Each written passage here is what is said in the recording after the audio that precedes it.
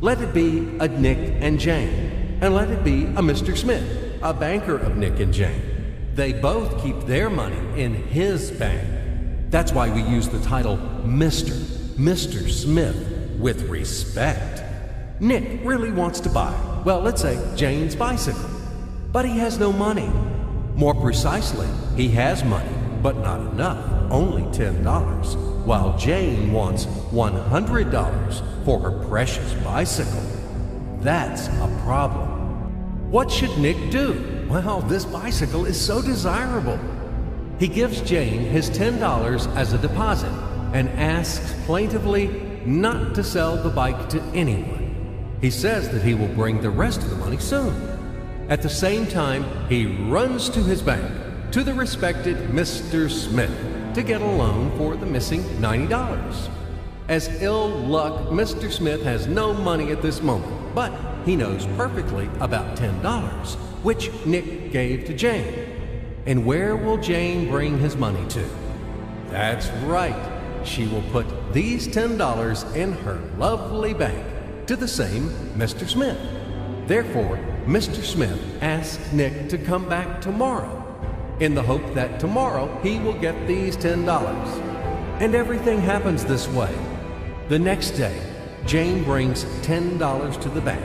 The bank provides Nick these $10 on credit. Nick immediately gives them to Jane. She again puts them in a bank. The bank again provides Nick these $10 on credit, etc. As long as Nick the fool will gather enough money for the bicycle. Don't you get confused yet? Be patient, I told you. These demons have been trying to confuse you during 1,000 years. These damn economists and financiers.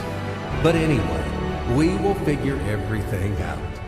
So what do we have in the end? Nick finally got the bike from Jane. Wow! But at the same time, Nick owes $90 to the bank, Mr. Smith, and the bank, in its turn, owes $100 to Jane. In other words, those $10, which existed initially, have magically turned into $200, $190 of debts plus real $10. But these $10 would also turn into $1,000, even in a million or a billion, if Nick would make a more expensive purchase. In this case, our $10 would make the increasing number of its cycles, circuits from hands to hands. That's it. So, what happens in today's world? SOS! It appears that banks also make money out of thin air and multiply them.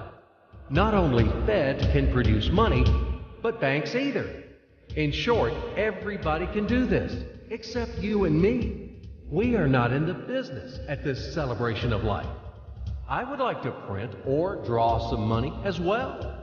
In fact, these banks multiply money without any control. And we're still wondering why the banker lives better. What are naive fools are we? Now it is clear why. The one who produces the money, of course, lives better. But this is not enough. From this moment, poor Nick will never be able to repay his debts owed to the bank, no matter how hard he would work. Silly Nick doesn't know it yet, that he's in slavery to the bank, in credit bondage forever, because those $90, which he owes to Mr. Smith, do not exist in nature at all.